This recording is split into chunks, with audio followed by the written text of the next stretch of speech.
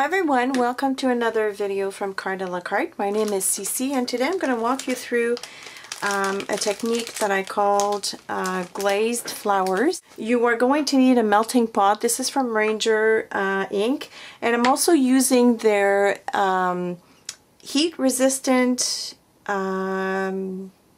matte. You're also going to need the Glassy Glaze Enamel from Stampin' Up, which is also the same as UT, what we call UT. It's ultra thick embossing powder. It's very, very thick. You're going to need various punches. Here I have a few punches by Stampin' Up. Like I said, you can use any flower punches or punches with leaves on it. This is actually the wing of the bird, but I'm going to be using that for the leaves. So different punches. You're going to need also a piece of fun foam, which you can get pretty much at any good dollar store. This will be used with the stylus. This is the impressor from Stampin' Up, to kind of shape the flowers before you actually melt them in the pot. I also use my paper piercer to help shape the petals of the flowers, and a pair of plastic tweezers, and an embossing stamp pad. I'm using this mini one. This is the top bus one, but obviously Versamark would do the trick as well. But I reserved this pad strictly for this technique because it's going to get gunky. There's a setting on the pot for UD.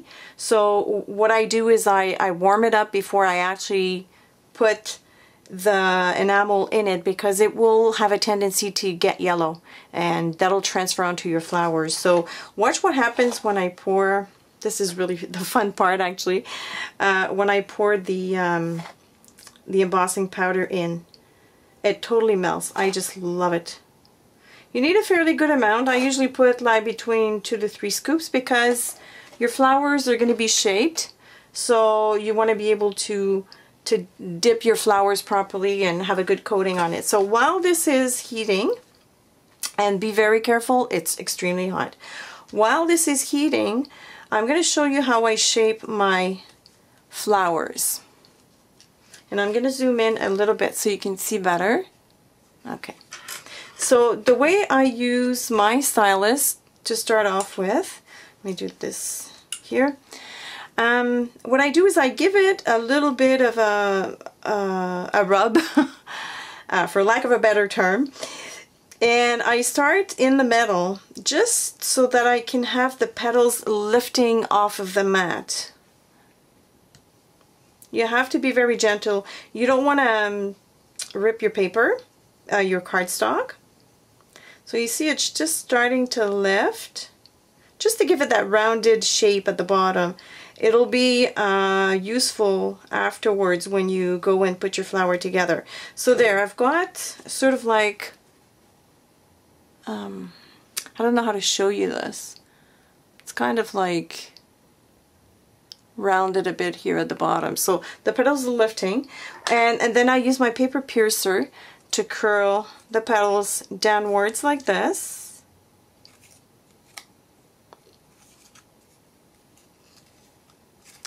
And then I just, whoops, I'm missing one.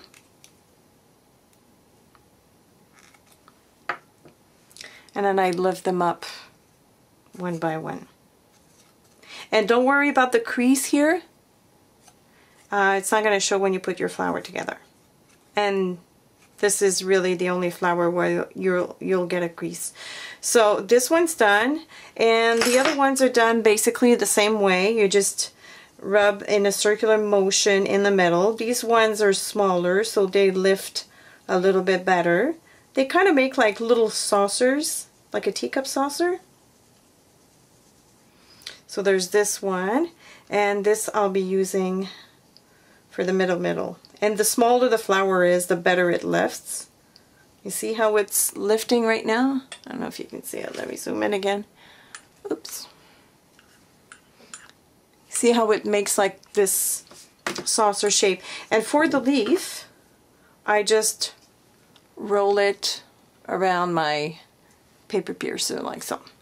So here's what I do. my UT is ready. It's all nice and melted. And you want to take your pair of tweezers and you're going to get a good coating of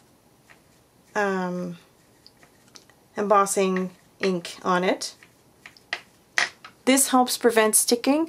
If you're using metal tweezers, it will end up sticking, but don't worry because it pulls off right off of the tweezer because you're using the embossing ink. And we're going to take our biggest flower, and you'll see why this mat is really important. So be very careful, it's hot. So I just dunk my flower in there, and I can actually do the two of them together. Switch them to the other side. You see how the cardstock is getting a little bit translucent? This is good. This is what you want. Okay. And then what I do is I just bring it up here, get the excess out.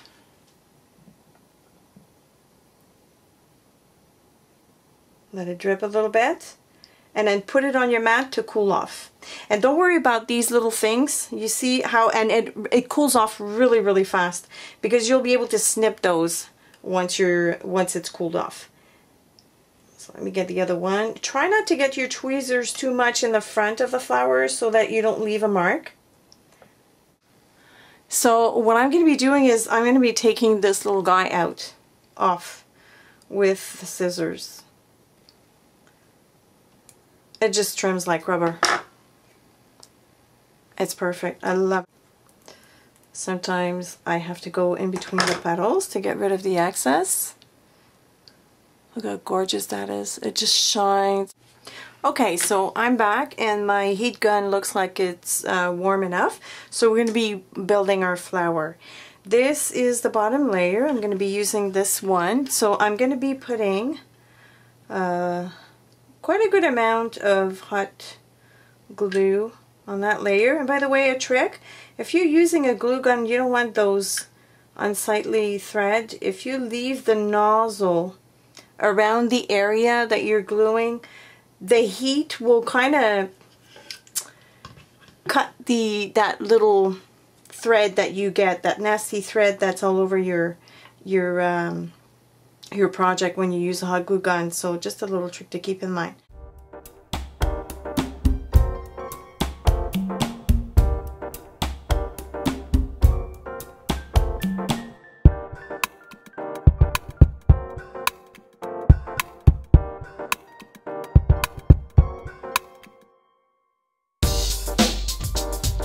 Let's see here. There's the flower. There's the finished product. So have fun with it. If you have any questions, just email us at cartolacart@gmail.com or check out our blog for more posts and videos. And I hope to see you soon. Thanks. Bye.